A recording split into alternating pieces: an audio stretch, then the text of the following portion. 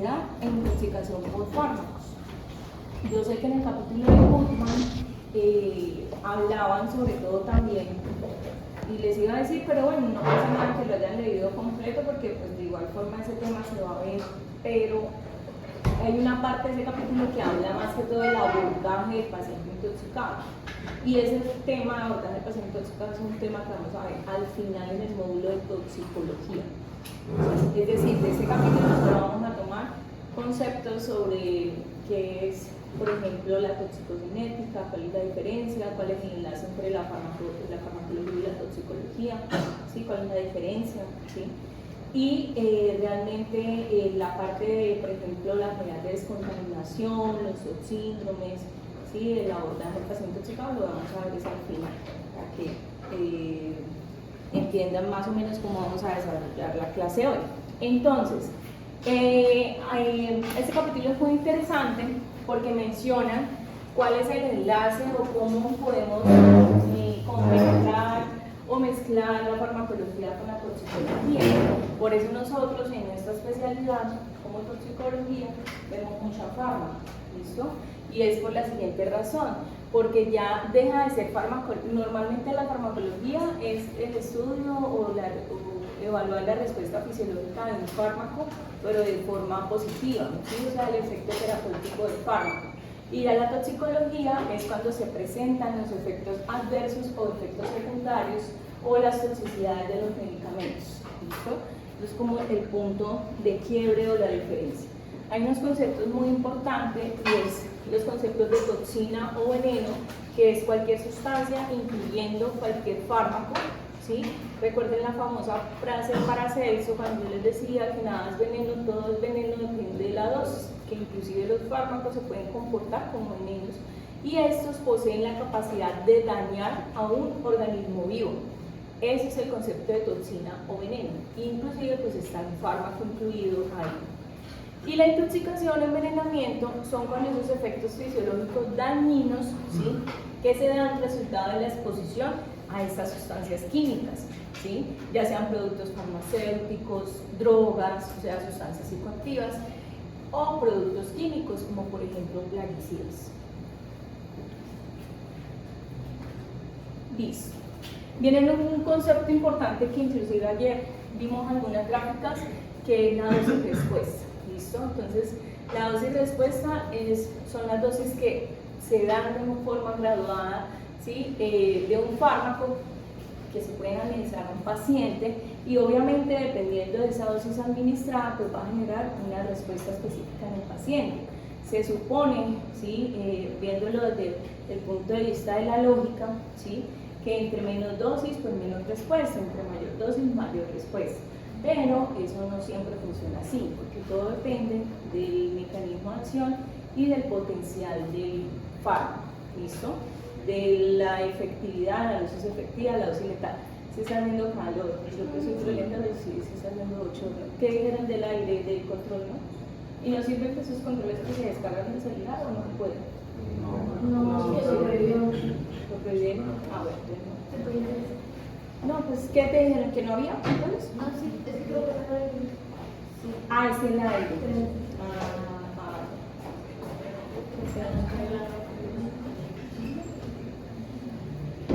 Bueno, listo. Entonces aquí recuerden que ayer vimos el concepto de la dosis efectiva 50 y el concepto de la dosis letal 50. ¿Alguien recuerda el concepto de dosis efectiva 50? Igual él lo dice, pero no sé si alguien lo quiera explicar de mejor forma, con sus palabras, y de la dosis letal 50. Ayer lo vimos.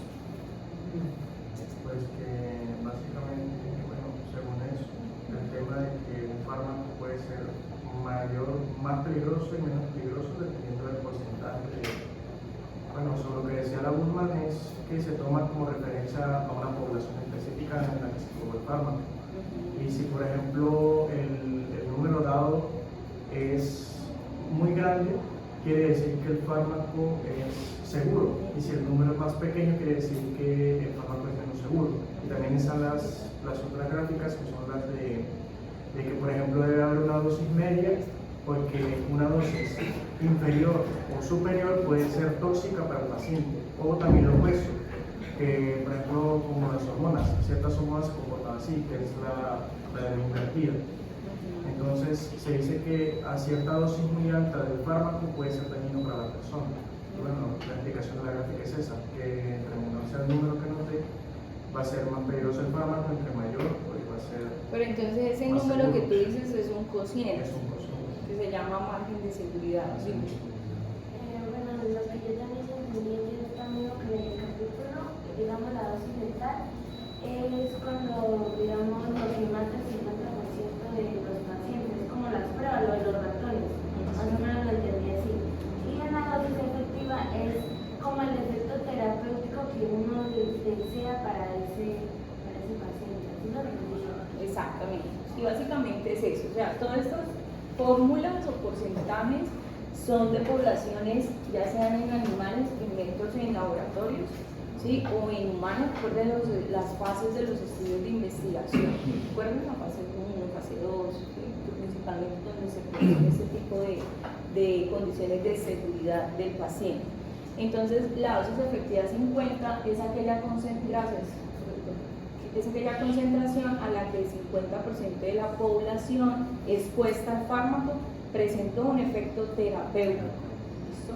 Y la dosis letal 50 es a la que el 50% de esa población se murió. Claramente pues no van a exponer esos medicamentos en humanos, porque eso sería ir en contra de todas las leyes de la protección pues para los derechos humanos, de los decretos, las normas de investigación ética de la investigación médica, se llama. Entonces, pues en humanos no se puede hacer, en animales obviamente ya también está muy vigilado, pero se hacía más en animales. Cada medicamento que sale al mercado tiene su dosis efectiva 50 y su dosis letal 50. Y los tóxicos, las sustancias químicas tóxicas, o como los plaguicidas, por ejemplo, también. ¿Listo? Yo les mencionaba ayer que, por ejemplo, los plaguicidas se clasifican en dosis letales. Entonces, entre la dosis letal 50 sea más baja, pues es más grave, es más tóxico, es más letal, es intoxicación que una dosis letal 50 mortal. ¿Listo?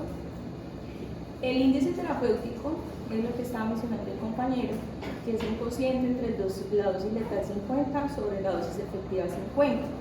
¿Sí? Se dice que a medida que la proporción es mayor, es más seguro que el fármaco.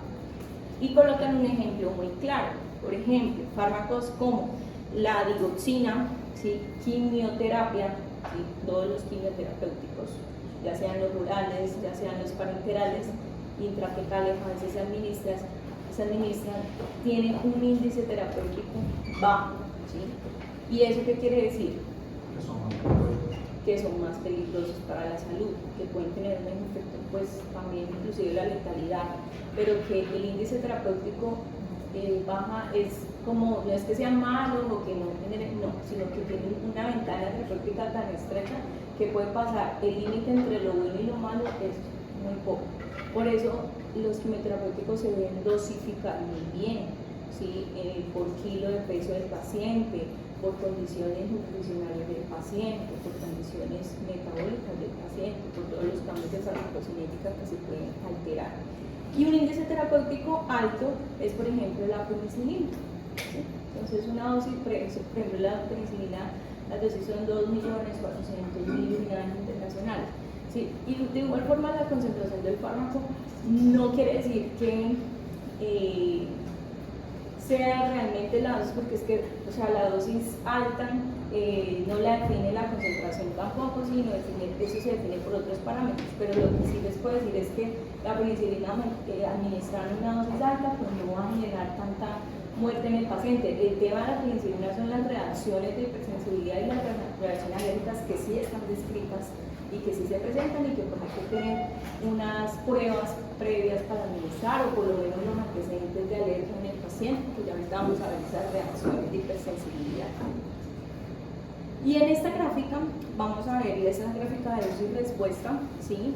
En el eje Y vamos a ver la mortalidad de la población en porcentaje y en el X la dosis, ¿listo? la dosis en este caso en miligramos por kilogramos. Entonces, existe el medicamento X y el medicamento Y.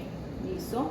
En este orden de ideas se dice que el medicamento, por ejemplo, el Y genera mayor o menor mortalidad que el X. Mayor mortalidad. ¿Sí?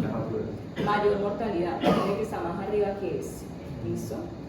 Y la dosis, ¿sí?, de este medicamento, pues ahí para saber el índice terapéutico, pues tengo que separarlos, tengo que ver cuál es la dosis efectiva 50 y ver cuál es la dosis letal 50 de cada uno de los fármacos para comparar el índice terapéutico. En esta gráfica vamos a observar, o lo que nos quieren explicar, es que la dosis efectiva 99 para efecto terapéutico, o sea, por acá, puede ser comparada con la dosis letal 1 para la letalidad o el efecto tóxico, para obtener un margen de seguridad.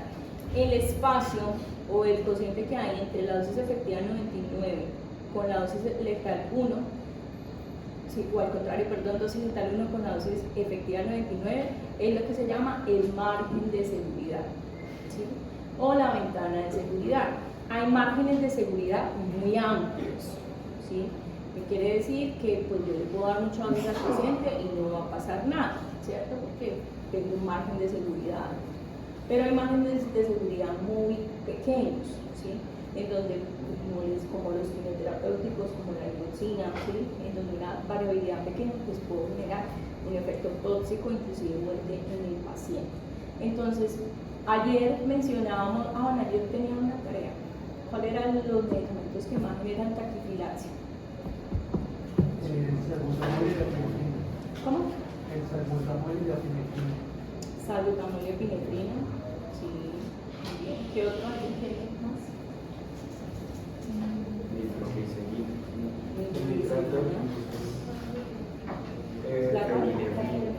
Fenilefrina. Listo. ¿Para qué se usa?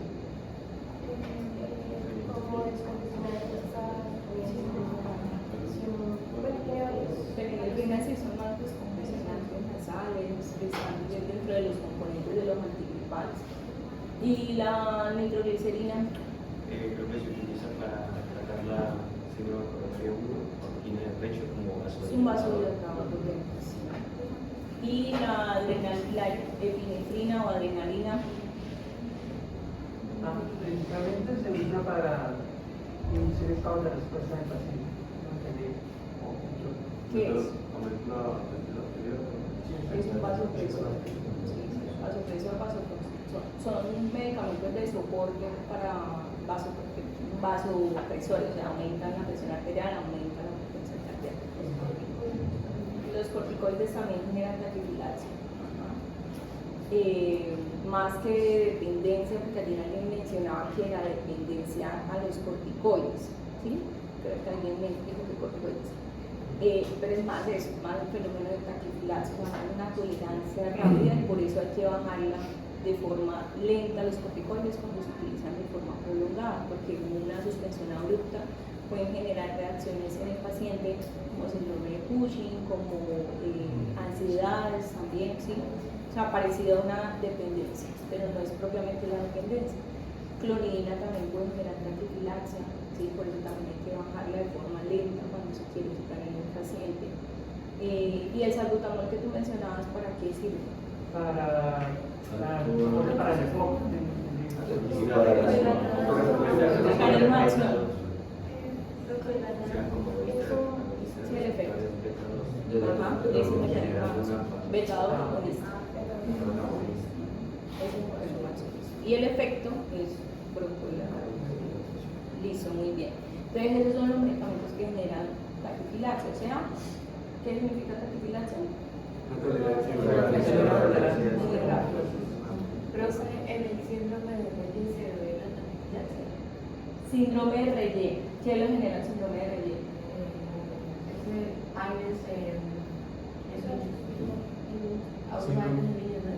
¿Ah? No es abuso de AINES en niños. Y no AINES propiamente, porque la aspirina ácido acetilsalicílico no es un AINES propiamente, es un salicilato. Sí, se genera, pero no es taquifilaxia. que lo que hace es un fenómeno de reacción de hipersensibilidad que ya vamos a ver dentro de la clasificación cuál es más inmunomediado, no de esta clase. Síndrome de Rayet también es provocada por un virus. Síndrome de Rayet también sí, pero normalmente el fármaco está más relacionado con inducido por fármacos como salicílatos en niños, por eso están prohibidos. O sea, hicieron anaflaxia. ¿El qué? Anaflaxia. Hicieron anaflaxia. ¿Que el síndrome de Rayet? No es propiamente anafilaxia, pero sí es una reacción de hipersensibilidad. Ahí ahorita en el capítulo mencionaban las reacciones de hipersensibilidad, ¿cierto? ¿Que cuántas son? Cuatro. Y ahorita las vamos a ver para ver la diferencia. ¿Listo? Y la taquifilaxia, recuerden que esto totalmente no tiene nada que ver con anafilaxia ni con alergia. ¿Listo? Estos son los conceptos de farmacocinética versus toxicocinética. Entonces, ¿cuándo va a ser farmacocinética? Pues cuando yo voy a hablar sobre el comportamiento del medicamento dentro de lo que el organismo le va a hacer a ese medicamento, o sea, el ADME, ¿cierto? Absorción, distribución y eliminación. La farmacocinética del medicamento, ya cuando deja de ser o tener un efecto terapéutico, sino que empiezan a producir toxicidad o exposición excesiva de fármacos en el organismo, deja de ser farmacocinética y se convierte en toxicocinética. ¿Listo? Claramente se sabe, creo que se los había mencionado ya, que cuando uno ingiere dosis mayores que la dosis terapéutica de un fármaco puede alterar la absorción, distribución, metabolismo y eliminación. Es diferente yo tomarme una tableta de acetaminofén porque tengo una cefalea, por ejemplo, a tomarme 100 tabletas de acetaminofén porque me quiero matar, ¿sí? Y 100 tabletas de acetaminofén de entrada en el ADME, ¿por qué se afectan? ¿Quién cree? O que lógicamente pensando, ¿qué piensan ustedes que sucede? Daño hepático. Daño hepático, sí. Sí, pero antes en el ADME, o sea, en la absorción. Es diferente yo absorber, ¿sí?, una tableta a tener 100 tabletas en mi cámara gástrica, ¿sí?, y que tenga que diluirse y pasar luego a tracto digestivo, a intestino delgado, ¿sí?, donde sigue la absorción. Entonces, de entrada, si esa capacidad absortiva de donde van los tardígrafos, pues se va a alterar. Eso es uno, ¿listo? Entonces puede alterar la capacidad de absorción, ¿sí?, de pronto no sea tan rápido, ¿listo?, por la misma cantidad. La distribución, ¿listo? Entonces ahí sí depende de no sé, las proteínas transportadoras, de la disponibilidad del estado nutricional del paciente. Y el metabolismo es donde más se afecta, muy bien lo que ustedes dijeron, porque el acetaminofén es el mecanismo de toxicidad de acetaminofén se da por ese cambio, ¿sí?, o saturación de las vías metabólicas. Normalmente el acetaminofén tiene 2 vías metabólicas y cuando se satura la glucuronidación se pasa para la fenil 12,1, ¿sí?, generando un metabolito tóxico que es el NADQI, ¿sí? Y cuando se va por ahí, por esa vía metabólica, donde va a producir ese daño, porque el NADQI genera mucho daño a nivel hepático, genera necrosis de los hepatocitos a nivel del centro lobular, principalmente zona 3 del hígado. Dime. Y pues generan agotamiento del glutatión. Entonces, todo eso es metabolismo de la farmacocinética, ¿listo? Por eso se altera. Y en otros fármacos pues todo pasa lo mismo, entonces normalmente se va a alterar sobre todo en la parte de absorción, metabólica o eliminación. Cuando se enfrenta una intoxicación potencial, ¿sí?, o sea, llega un paciente intoxicado o está en rango como entre la dosis normal y la dosis ya tóxica, o sea, es una intoxicación potencial, nosotros los clínicos tenemos que tener siempre en cuenta 2 cosas importantes. Primero, por cuánto tiempo el paciente asintomático necesita ser monitorizado, y todo depende de muchas variables, sobre todo de la vida media de los medicamentos, pero sobre todo en general pues de su farmacocinética, o sea, el tiempo que dure en absorberse y la dinámica del fármaco. Y eso es muy importante porque, por ejemplo, una intoxicación por acetaminofén puede estar asintomático inclusive las primeras 48 horas de intoxicación. Y el paciente va a tener paraclínicos normales, va a tener manifestaciones clínicas leves como solamente náuseas o leve dolor abdominal, pero nada grave, que aparentemente va a estar bien, ¿sí? Pero ya después de ese tiempo entonces se instaura la falla hepática fulminante que puede terminar en la muerte del paciente. Y la otra pregunta es cuánto tiempo tomará un paciente intoxicado en mejorar. Y eso para qué me pregunto eso, para saber cuánto tiempo o cuándo le puedo dar yo salida al paciente, o si no le puedo dar salida, si no tengo que pasarlo a UCI, o tengo que hospitalizarlo para darle un tratamiento específico. Entonces, ¿cuánto tiempo tarda en que el paciente mejore? Eso ya depende de la eliminación y también de la dinámica del fármaco. O sea, todo depende de su toxicocinética. La absorción de fármacos, aquí se colocan algunos ejemplos, por ejemplo, la aspirina, ¿sí? Que es otra intoxicación medicamentosa frecuente que llega en el servicio de urgencias. Se dice que la aspirina, que es un salicilato, es el ácido acetilsalicílico, alcanza las concentraciones de plasma máximas en aproximadamente 1 hora. Pero en sobredosis va a causar o puede causar un espasmo de la válvula pilórica. ¿Dónde queda el píloro? Bueno, conectando con Conecta el estómago con el duodeno, no el esófago con el estómago, sino el estómago con el duodeno, ¿listo? Retrasando la entrada del fármaco en el intestino delgado, ¿listo? ¿Eso qué es? Absorción. Eso es absorción. Luego, las concentraciones máximas de salicilato plasmático por sobredosis de aspirina pueden no alcanzarse de 4 a 35 horas después de la ingestión, como se está presupuestado, como teóricamente dice en la literatura, ¿sí? Si tiene revestimiento entérico de la tableta, por ejemplo, puede, al contrario, cuando se toman gran cantidad de tabletas, uno nos explica cómo pueden tomarse tantas cantidades de tabletas o del fármaco, pero si lo hacen, pueden generar, cuando son con coberturas entéricas, pueden, como no se digieren fácilmente, entonces puede formarse algo que se llama besoares. ¿Saben qué es un besoar? Masas sólidas. Sí, son como cuerpos extraños que se forman, por ejemplo, los que sufren de tricomanía, de los que se comen pelos, las personas que comen pelo, que forman como una bola de pelos en su tracto digestivo, eso es un besoar. Y pues en este caso también se forma como una masa compleja de esa compactación de esos medicamentos, reduciendo la superficie efectiva para la absorción.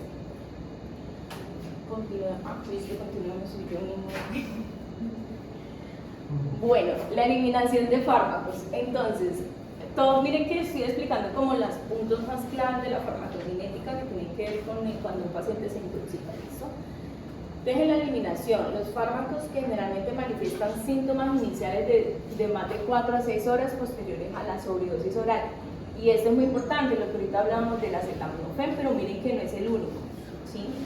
O sea, ¿cuáles son los medicamentos que después van a generar realmente una manifestación clínica de forma tardía, por así decirlo? Porque hay gente que en su mente, inclusive ahorita ustedes en su punto, porque apenas están conociendo este mundo de los fármacos, cómo es el comportamiento en el cuerpo humano, y es que a veces piensa uno que yo me tomo gran cantidad así de medicamentos, de tabletas, cápsulas o jarabe, lo que sea, y ahí mismo voy a presentar un efecto adverso, una manifestación clínica. Resulta que no siempre pasa eso, ¿sí? Algunos medicamentos generan una respuesta tardía y esa lista de medicamentos es esta, ¿sí? Uno de los ejemplos más clásicos del que yo les comenté es el acetaminofén, pero también medicamentos como el ácido valproico, los anticoagulantes como la warfarina, la aspirina, hormonas tiroideas como la levotiroxina, que es otra intoxicación frecuente, los inhibidores de monoaminoxidasa, como son un tipo de antidepresivos que hoy en día ya casi no se utilizan, los medicamentos de formulación de liberación sostenida, como todos los que dicen ER, ¿sí? Los que yo les mencionaba, sobre todo los anticonvulsivos, son de liberación sostenida, medicamentos ilícitos en envases de goma o plástico, como por ejemplo las mulas. ¿Sí saben qué es una mula? Ustedes son muy jóvenes para esa época. Sí, los que llevan droga. ¿Sí? Bueno, entonces, pues, ya no se usa ahora. Pero Es que ya hoy en día ahora casi dicen- no se utiliza. ahora Voy le partes. dicen- a eso le dicen dealers o camellos también. Camellos. Bueno, para nosotros dealers es el que vende. El que De hecho, sí sigue habiendo bastante de lo que nosotros usan embarazadas. ¿Usan qué? Embarazadas. Ah, pero igual siguen siendo mulas. Mulas.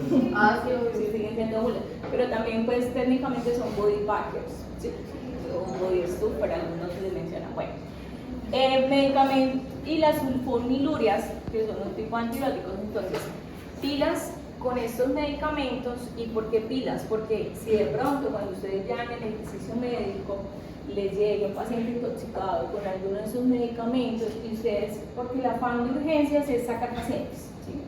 ¿Por qué? Porque todo es un negocio y como solamente dejamos lo realmente importante, y pues realmente es así, porque si no el sistema de salud colapsaría. O sea, tenemos que clasificar bien a los pacientes que ameritan estar en urgencias. Pero el hecho de que llegue un paciente y en las, no sé, 2 horas después de intoxicado, y como no tiene nada de los exámenes están normales, le doy salida. No. ¿Sí? Todos los pacientes con ese tipo de intoxicación, solo por las razones farmacocinéticas mencionadas, el paciente tiene que estar en observación mínimo de 24 a 48 horas, ¿sí? Haciéndole toma de paraquímicos seriados para ver si hay algún cambio y obviamente observándolo clínicamente para ver si hay alguna manifestación clínica adicional. ¿Alguien ha alzado la mano? Creo que ella hablaba de ácido valproico en la parte de la determinación. Decía que tardaba hasta 12 a 36 horas en determinarse. ¿En qué pasa? Porque por el metabolismo, ¿sí? Es básicamente cuando se saturan las vías metabólicas, cambia un poco el tiempo que normalmente en una dosis terapéutica el paciente lo puede eliminar. ¿Listo? Es básicamente por saturación de vías metabólicas. Entonces toman un tiempo un poco más para poder cubrir todo ese, y también por la cantidad ingerida. Es diferente metabolizar 250 miligramos en una dosis de ácido valproico a metabolizar 1000 miligramos de un solo totazo. Listo, se va a volver un poco más lento, es como poner a trabajar las máquinas a full, pero aún no dan y por eso se demora en eliminar. ¿Listo? Bueno, hay ciertos tipos de toxicidad terapéutica, ¿sí? Y es importante saber que existen efectos deseables y efectos indeseables con todos los fármacos, ¿sí? Eso no es con uno, con dos o con unos fármacos selectivos, no. Absolutamente todos los medicamentos tienen efectos deseables y efectos indeseables. Cuando hablamos de efectos deseables es lo mismo que decir efecto terapéutico, ¿sí? Por ejemplo, el acetaminofén. Pues yo me tomo el acetaminofén con el fin de generar un efecto terapéutico y es calmar el dolor, ¿no es cierto? Tengo dolor de cabeza, me tomo un acetaminofén para que se me pase. Pero hay una línea, ¿sí?, importante. Cuando yo ya no tomo el medicamento acetaminofén en una dosis terapéutica, sino en una dosis tóxica, ¿sí?, me va a generar una serie de eventos importantes o de efectos indeseables en el paciente, que inclusive pueden terminar hasta en la muerte. ¿Listo? Y esos efectos indeseables a su vez se subdividen en efectos secundarios y en efectos tóxicos.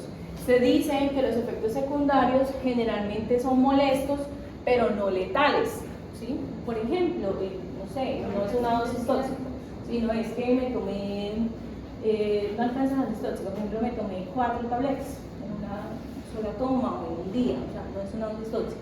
Pero el paciente pues sí puede generar, no sé, pigastralgia o alguna molestia gastrointestinal. Esos son efectos secundarios, ¿sí? No le va a generar un daño mayor. Pero ya cuando pasa una dosis un poco mayor, ¿sí?, que normalmente la dosis es más de 150 miligramos por kilo en una toma, o más de 4 gramos en una sola toma, ¿sí?, en un adulto promedio, ya presenta efectos tóxicos, que pueden ser efectos farmacológicos, patológicos o genotóxicos. Y los tres, si no se manejan de forma adecuada, pues pueden terminar con la vida del paciente. Listo. Existen reacciones dependientes de la dosis. Estas reacciones dependientes de dosis se pueden clasificar a su vez como lo mismo, lo que vimos atrás: farmacológicos, genotóxicos y patológicos. ¿Por qué? Porque no siempre todos los medicamentos van a tener el mismo efecto en el cuerpo, todo depende de la dosis. La incidencia y la gravedad de la toxicidad también se relaciona con la proporción de fármacos en el cuerpo, es lógico. O sea, a mayor concentración de fármacos, ahí sí va a tener un mayor efecto tóxico. Y de la duración de la exposición. ¿Dime? Son eventos predecibles, ¿no? Exacto, puede ser muy predecible, sí. Inclusive hay gráficas, no, pero eso es más cuando toman los niveles de concentración séricas de, por ejemplo, de acetaminofén. Hay una gráfica muy clásica que cuando damos el pico de intoxicación se llama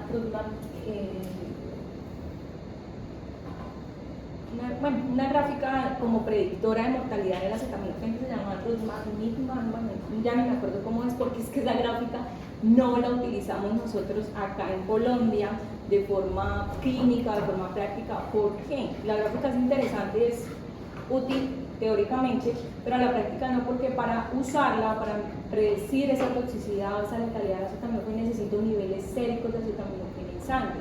Resulta que acá en el país, nosotros somos un país pobre, ¿sí? No tenemos los recursos, ni siquiera en el hospital, por ejemplo, acá en Cúcuta, en ningún hospital, ni ninguna clínica hay niveles de medicamentos para tomarlos ya y para que me salgan ya, no hay. O sea, todo se refiere a Bogotá, o todo Bucaramanga, o todo sí, acá no hay. Y en Bogotá, contados con los dedos de la mano, hay clínicas en donde sí lo procesan, entonces eso hace que no sea una gráfica útil, pero en la práctica sí, porque ahí lo que alguien mencionaba, como que es algo muy predecible. O sea, si yo tengo un nivel de acetaminofén en tal rango, pues la mortalidad va a ser de tanto porcentaje en el paciente, ¿sí? Y eso es lo que hace la gráfica. Por eso las intoxicaciones, en cuanto a calcular mortalidad, sí pueden ser algunas veces predecibles, pero también dependen, del estado de salud del paciente y de las comorbilidades que tiene. Entonces, estos son ejemplos de las diferentes toxicidades: toxicidades farmacológicas, toxicidad patológica y la toxicidad genotóxica o la genotoxicidad. Entonces, en cuanto a la toxicidad farmacológica, hablamos que la depresión del sistema nervioso central, que se genera por una ingesta de barbitúricos, que los barbitúricos son un grupo de medicamentos GABAérgicos, ¿sí?, que actúan a nivel del sistema nervioso central, es muy predecible, pues depende de las características de la dosis, ¿sí? Es diferente tomar un barbitúrico en contexto o en dosis de ansiolisis a la sedación, la somnolencia o al estado de coma. O sea, todo depende del efecto en el paciente, el efecto farmacológico, depende de la dosis que yo le estoy administrando al paciente. Si es una dosis baja, yo solamente lo voy a generar como ansiolisis, o sea, tranquilizar al paciente, generar un estado de relajación. Si es una dosis intermedia, yo puedo generarle ya somnolencia al paciente. Si es una dosis alta de barbitúricos, le puedo generar un coma barbitúrico, ¿sí? Que el paciente literal está en un coma farmacológico, necesito pues intubarlo, soportarlo, porque si no pues se va a morir, ¿listo? Segundo, el grado de hipotensión producido por la nifedipina, que es un calcio antagonista, es otro grupo de medicamentos, está relacionado con la dosis del fármaco administrado, ¿sí? Es decir, pues a mayor administración de dosis de nifedipina o de cualquier antihipertensivo, pues el paciente me va a generar mayor riesgo de hipotensión. La disinesia tardía, que es un trastorno extrapiramidal, ¿sí? Disinesia tardía es una alteración en el movimiento del paciente, es un movimiento incontrolado del paciente, ¿listo? Que pueden generarse por algunos medicamentos, como por ejemplo antipsicóticos. Aquí, aquí ponen ese ejemplo, esa disinesia tardía, o sea, movimientos involuntarios en el paciente, como un temblor, un movimiento que él no puede controlar, está asociado al uso de medicamentos antipsicóticos, ¿listo? Sobre todo los antipsicóticos típicos. Yo les hablo mucho del tema de medicamentos, pero tranquilos, yo sé que ustedes ahorita en este momento, en este nivel, no tienen la dimensión de todos los medicamentos, pero de pronto sí lo van a recordar ya cuando lo veamos en detalle. Y esto parece depender de la duración de la exposición. Es decir, si el paciente crónicamente tiene una patología mental, ¿sí? Ejemplo, esquizofrenia, y necesita tomar pues antipsicóticos, porque si no pues se va a descompensar, ¿cierto? Entonces un paciente cuando inicia el tratamiento pues no le van a generar mayor efectos secundarios, pero cuando ya lleva un año de tratamiento, ¿sí?, más de 6 meses, puede generar o puede empezar a presentarse ciertas manifestaciones clínicas por el tiempo de exposición. ¿Listo? Algunos pasan, a otros no les sucede. Continuemos, por favor. Se me durmió se me ocupó la asistente. No, tranquila, dime. Usted mencionó el fenadipino, ¿sí? Nifedipina. Nifedipino. Yo tengo entendido que los pinos prácticamente no son vasodilatadores. Antiantagonistas. ¿Y por qué Es un tipo antihipertensivo. pero actúa disminuyendo pues, o regulando la tensión por bloqueo de canales de calcio. Sí, pero ¿por qué sucedía con un paciente No, es que eso es otro ejemplo. Ah, Voltea. ok. No les explico para cuando lean la diapositiva. Estos son 4 ejemplos de 4 medicamentos diferentes, ¿sí? Y cómo son ejemplos de toxicidad farmacológicas. Entonces, este es el ejemplo de una toxicidad farmacológica de barbitúricos, ¿sí? Ese es un ejemplo de toxicidad farmacológica de nifedipino. Este es un ejemplo de toxicidad farmacológica de un antipsicótico. Y este sí, ya, bueno, se me ha olvidado contarles esto. Y este es otro grupo farmacológico, son 4 ejemplos, ¿listo? También la toxicidad farmacológica ocurre no solamente con, y eso es importante, no solamente con las dosis tóxicas o dosis aumentadas de un medicamento, sino también con las dosis terapéuticas. Pueden presentarse efectos farmacológicos tóxicos, como por ejemplo la fototoxicidad asociada a la exposición a la luz solar en pacientes tratados con tetraciclinas, ¿sí? Sulfonamidas, clorpromazina y el ácido narilícico. Normalmente estos antibióticos, son medicamentos fotosensibles. ¿Qué quiere decir? Que cuando se ingieren, ¿sí? Vía oral, la mayoría, ¿sí? Van a generar cambios de fotosensibilidad en la piel del paciente. Y si el paciente no se protege, se asolea demasiado, no utiliza bloqueador solar, puede generar pigmentaciones en piel y generar esos efectos fototóxicos. ¿Listo? Con una dosis terapéutica. La toxicidad patológica, ese es otros ejemplos dentro de toxicidad farmacológica, patológica y genotóxica. Entonces, la patológica, el acetaminofén es el ejemplo clásico, ¿sí? Es metabolizado, ¿sí? Lo que ahorita hablábamos, que porque cómo produce toxicidad el acetaminofén. Resulta que normalmente el acetaminofén se va por la vía de glucuronidación, generando metabolitos no tóxicos, ¿sí? Y también por sulfatación, generando metabolitos no tóxicos. Pero cuando se saturan estas vías, o sea, glucuronidación y sulfatación, se va por la vía metabólica del sistema de las citocromos, que es la CYP12-1, que principalmente hace óxido reducción, ¿cierto? Entonces, cuando se va por esta vía metabólica, me va a generar un metabolito tóxico que es el NAPQIN, que es este. Y este NAPQIN normalmente va a ser controlado por el glutatión, ¿sí? Que me va a reducir a un metabolito otra vez no tóxico. Pero ¿qué pasa? Cuando hay demasiada dosis de acetaminofén, el cuerpo no es capaz de controlar con suficiente glutatión disponible en nuestro organismo y pues no lo va a regular en la NAPQI, sino que se sigue presentando o metabolizando en dosis muy altas, generando el daño en el hepatocito. Eso es básicamente lo que hace NAPQI. ¿Y por qué hablamos de toxicidad patológica? Porque me está generando daño a un órgano, claro, en este caso sería el hígado. ¿Listo? Esto es básicamente lo mismo que yo dije. Pasemos, por favor. Ya hablando de efecto genotóxico o genotoxicidad, entonces también sabemos que la radiación ionizante y muchos químicos ambientales pueden dañar el ADN.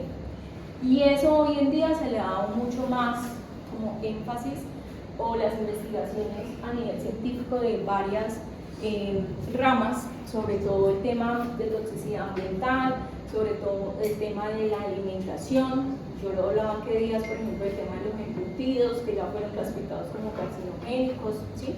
Todos esos son efectos genotóxicos, no solamente de medicamentos, sino también de alimentos o disposiciones a sustancias en el ambiente, ¿sí? Todos esos fármacos, algunos pueden dar lugar a toxicidades mutagénicas o carcinogénicas, ¿sí?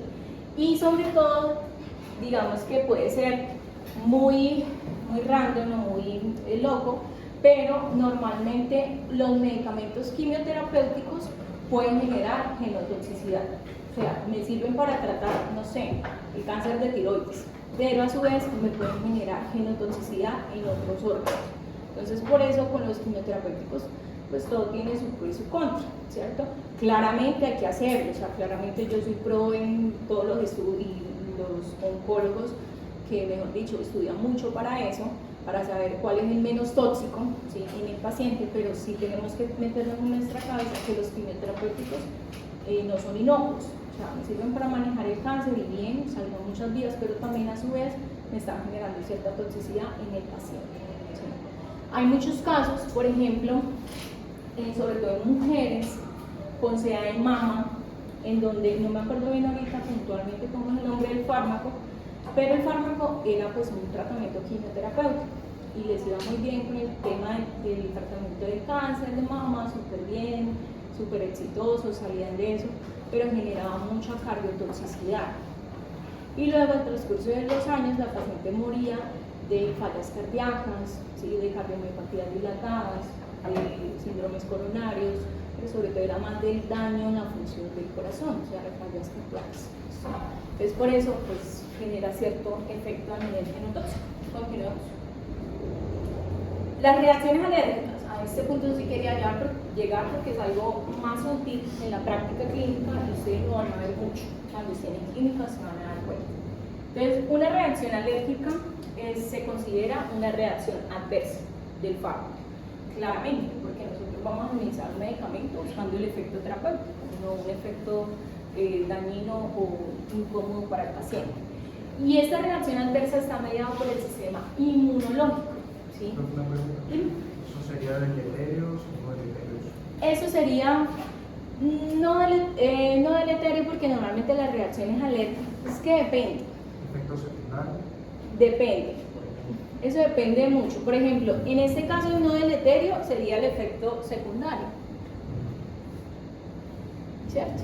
Es el no deleterio. Normalmente sí, pues no es no deleterio, porque el deleterio sería más un efecto tóxico, inclusive hasta la muerte, o sea, puede comprometer la vida del paciente. Pero resulta que hay reacciones alérgicas, en donde sí, si no se manejan, o sea, si son muy graves, ¿sí?, y no se manejan de forma adecuada, pues pueden generar la muerte del paciente. Por eso es que son tan importantes de reconocer y de tratar, ¿listo? Entonces, una alergia es una reacción adversa mediada por el sistema inmunológico, ¿sí?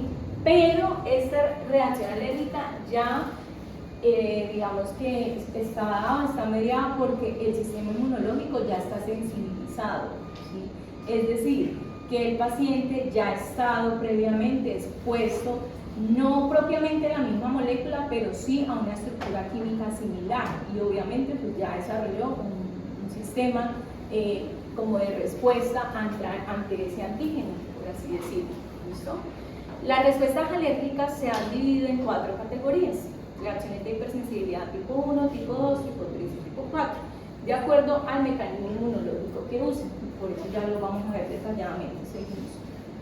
Las tipo 1, que son las reacciones anafilácticas, que son las más comunes, por así decirlo, y las anafilaxias siempre van a estar mediadas por anticuerpos tipo inmunoglobulina E. ¿Ustedes vieron inmunología, cierto? Bueno, entonces esto es mucho inmunología, para que recuerden esos conceptos. Entonces, la porción FC, que es como, ¿qué es la porción FC de la inmunoglobulina? ¿Ya se les olvidó? No, es el receptor que activa las vías de activación de ciertas células del cuerpo. ¿Alguien más? ¿Alguien tiene otro concepto?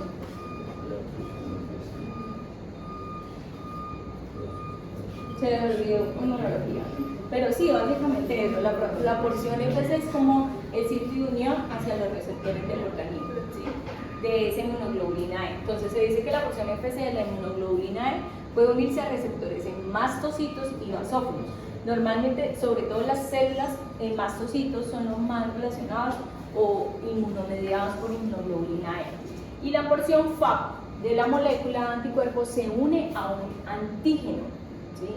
Entonces es como si tuviéramos 2 porciones de esa inmunoglobulina A. La FC se une al receptor mastocito, o sea, la célula del cuerpo, y la FAP se une al antígeno, o sea, a esa sustancia que no identifica el cuerpo, esa sustancia extraña, liberándose varios mediadores en ese momento, ¿sí?, como por ejemplo histaminas, leucotrienas, prostaglandinas, son las células inmunológicas inflamatorias, generando en el paciente vasodilatación, edema un edema muy grande y una respuesta inflamatoria sistémica de forma inmediata.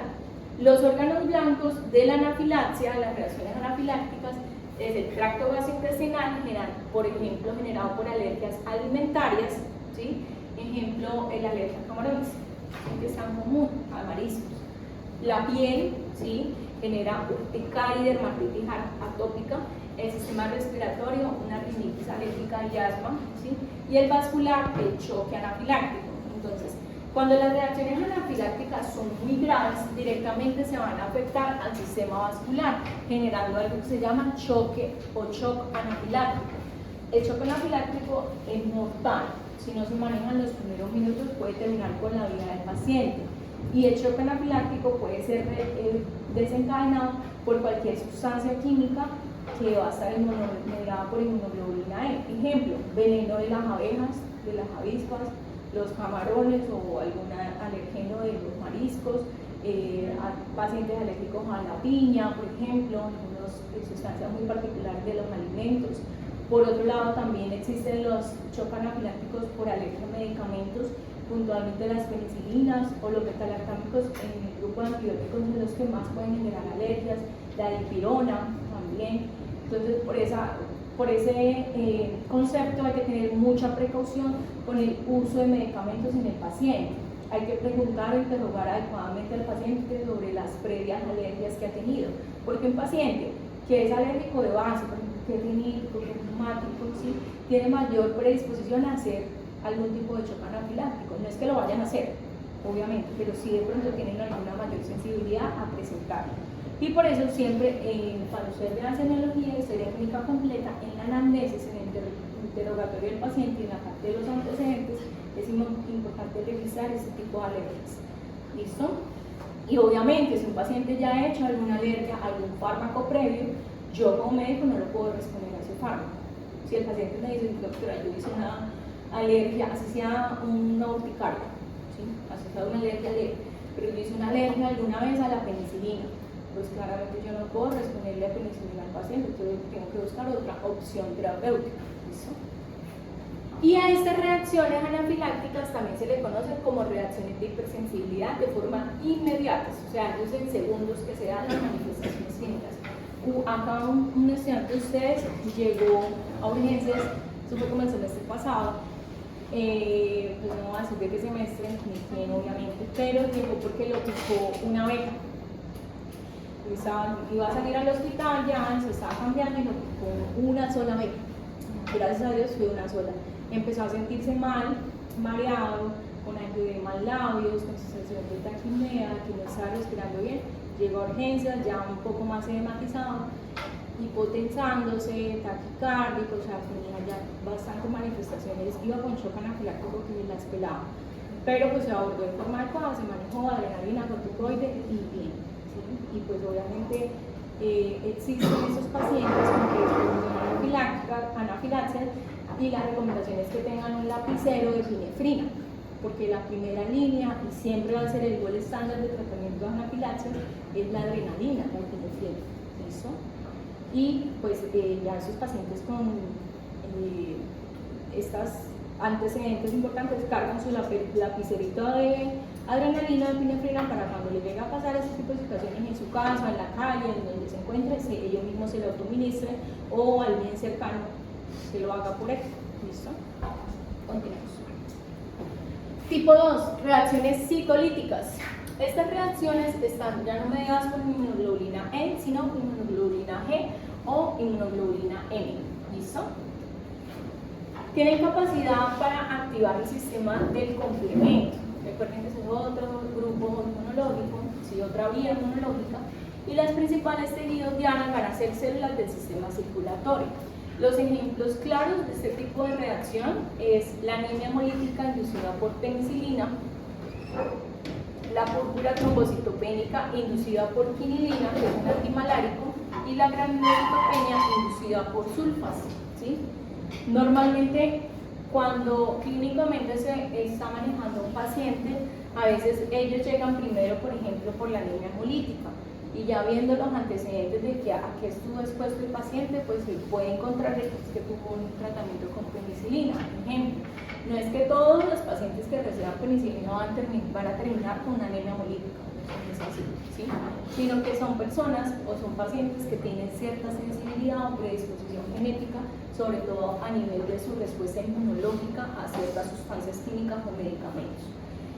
Listo, estas reacciones autoinmunes a los fármacos suelen desaparecer en los primeros meses después del evento y obviamente después de ser eliminado el agente agresor. Continuemos, por favor.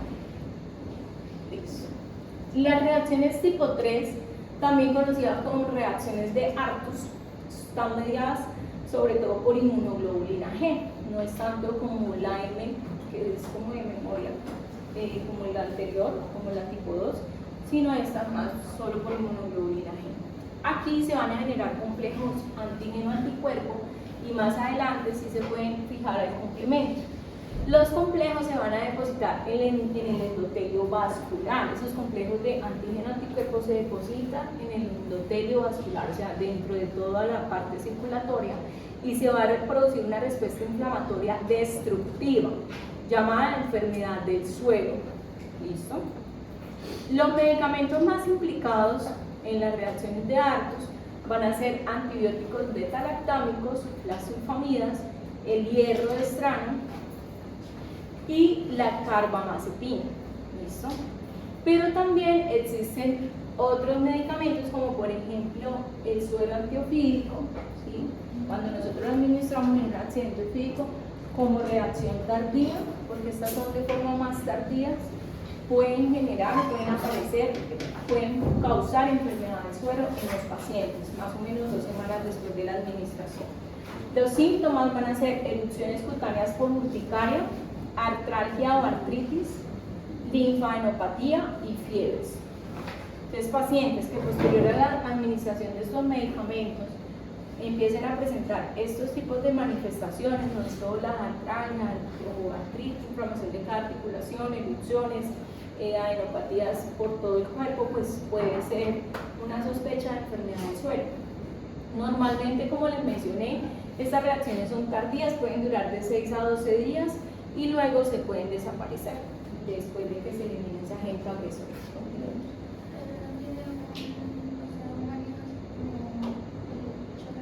No, el manejo es sintomático. Realmente el manejo en esto ya es sintomático, es retirar la exposición y claramente en muchas ocasiones ya está retirado el medicamento del sistema. Analgésicos, antiinflamatorios, pueden utilizar corticoides de forma, un ciclo corto, ¿sí? No de forma extensa, sino por unos 5, una semana por mucho, y esperar a que ya el mismo sistema lo elimine. Tipo 4, reacciones de hipersensibilidad retardadas. Estas sí son las más tardías. ¿Listo? Estas reacciones están mediadas por linfocitos tipo T, sensibilizados, y también por macrófagos.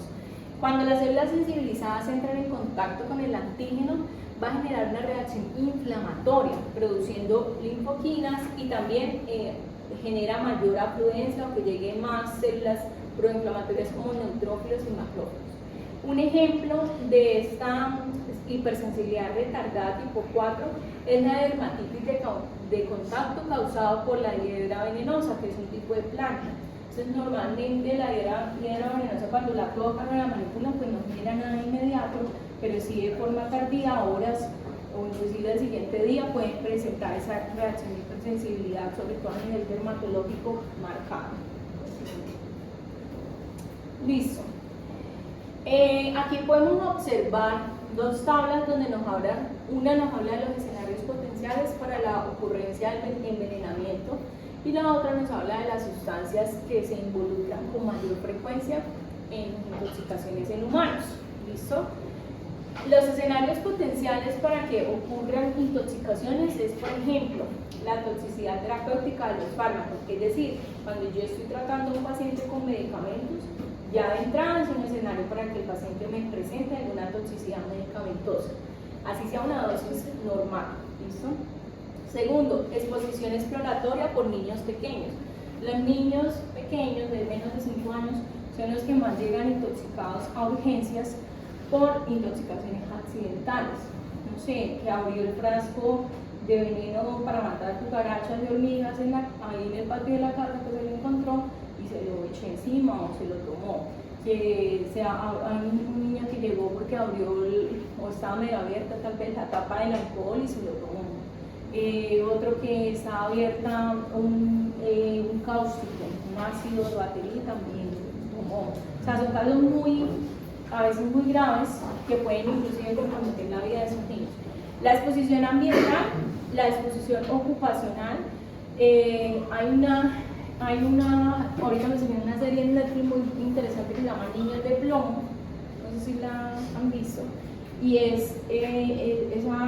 fue de la vida real claramente, por allá en Polonia, en esa parte de Europa, ¿sí? En donde en esa época estaba apenas iniciando las metalúrgicas y la gente desconocía la exposición ambiental y química tan importante que se estaba generando por esta industrialización, y los niños de esa área, de ese sector, se estaban intoxicando con plomo, y una médico que empezó a sospechar como así que todos los niños tienen anemia, eso no es normal, y pues ahí es donde uno dice son exposiciones ambientales y obviamente laborales que tienen mayor riesgo para la salud tanto de los trabajadores pero también de los pacientes o las personas que viven al lado de esas áreas.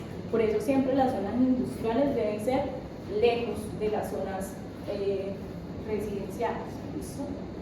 Exposiciones ocupacionales, pues en estos trabajadores, el abuso recreativo, sobre todo en drogas, alcohol, errores de prescripción, dispensación, administración. Eso lo vamos a ver en farmacovigilancia. Uno como médico se puede equivocar por un lado y eso puede comprometer la vida del paciente. O también el de la farmacia se puede equivocar despachando. O el paciente se puede equivocar tomando una dosis incorrecta o un medicamento incorrecto. La administración intencional por autolesión, los pacientes que se quieren morir, ¿sí? O sea, los intentos de autodaño.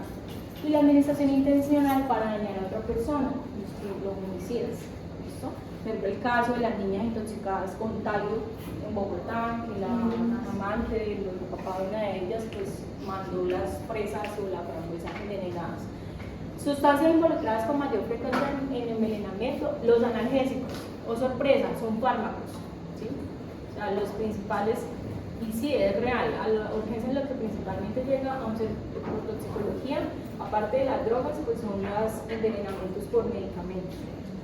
Productos de higiene personal, sustancias de limpieza como el cloro, sedantes, hipnóticos, antipsicóticos, antidepresivos, antihistamínicos, medicamentos cardiovasculares, cuerpos extraños y los pesticidas.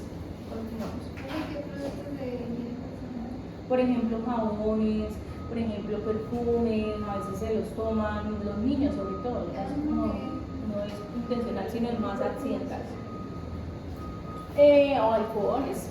Epidemiología de las respuestas adversas a fármacos e intoxicación. Entonces aquí vemos cuáles son las sustancias o las intoxicaciones que más generan muerte en los pacientes. ¿Listo? Sedantes hipnóticos y antipsicóticos, estimulantes y drogas callejeras, medicamentos cardiovasculares, el alcohol, el acetaminofén, los inhibidores de recaptación de serotonina, que son antidepresivos, y los opiáceos. O sea, son las sustancias que más están relacionadas con muerte en el paciente. Continuamos. Listo. ¿Cuándo se espera o se produce? Estos son los principios del tratamiento ante una intoxicación. Como les mencioné, en esta clase no me voy a enfocar porque es una vaina muy extensa hablar sobre el paciente intoxicado, el abordaje, las medidas de descontaminación, los subsíndromes, el tratamiento. Eso es otro tema, ¿sí? Que lo vamos a ver al final del módulo de este semestre. Entonces, ¿cuál es el objetivo del tratamiento o la prioridad de un tratamiento? Mantener obviamente al paciente vivo, reducir o prevenir la absorción o mejorar la eliminación y combatir los efectos tóxicos utilizando antídotos. ¿Listo? Continuamos. Allá. Ya terminamos. Eso era como una abrebocas o en general para qué sirven pues, las medidas de descontaminación. Y pues no sé si tengan alguna duda o pregunta de la clase. ¿Todo claro?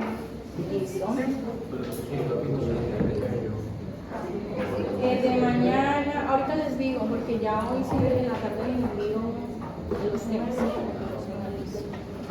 Es que estaba muy embolatada, pero ya ahorita sí voy a sacar el tiempo para que ustedes sepan y se organicen. De igual forma, muy bien el cumplimiento de temas. Pues yo creería que ya, como de aquí a la otra semana, o sea, ya a partir de la otra semana, por allá a mediados de la otra semana, van a empezar con las exposiciones. Van a tener una semana de preparación desde el primer día. ¿Listo? ¿Y qué temas van a ¿De qué? Para las discusiones, todos. O sea, vamos a empezar a ver primero por el sistema nervioso central, ¿sí? Entonces, ansiedad, antidepresivos, antipsicóticos, todo lo que... todas las que se den a